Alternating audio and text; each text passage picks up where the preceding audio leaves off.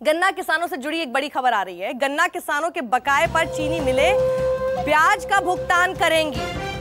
केन commissioner Sanjay Bhusreddy ने high court में दाखिल किया है ये हलफनामा और घाटे में चल रही चीनी मिलें 7% और फायदे में चल रही चीनी मिलें 12% करेंगी ब्याज का भुगतान। सपा सरकार ने 2012 से 2015 तक का गन्ना किसानों के बकाये पर ब्याज कर दिया था माफ। तो ये देखिए बड़ी खबर आपको इस वक्त दिखा रहे हैं। हमारे संवाददाता अशोक तिवारी हमारे साथ हैं। अशोक, जब चुनाव नजदीक होते हैं तो इस तरह की बातें हमेशा सामने आती है, भले ही 5 साल तक 2 साल तक रुलाते रहे।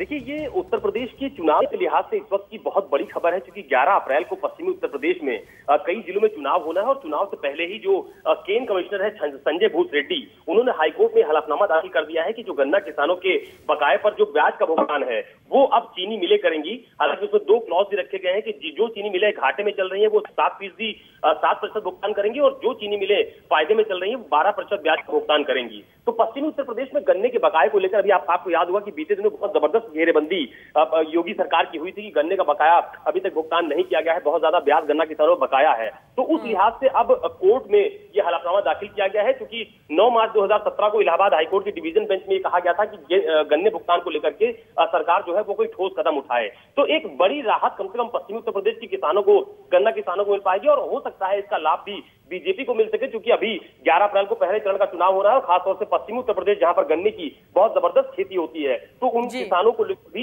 बीजेपी ने कम से कम उनको अपने पाले में लाने के लिए बड़ा कदम उठाया है। जी अशोक, शुक्रिया हमारे साथ जुड़ने के लिए आपका।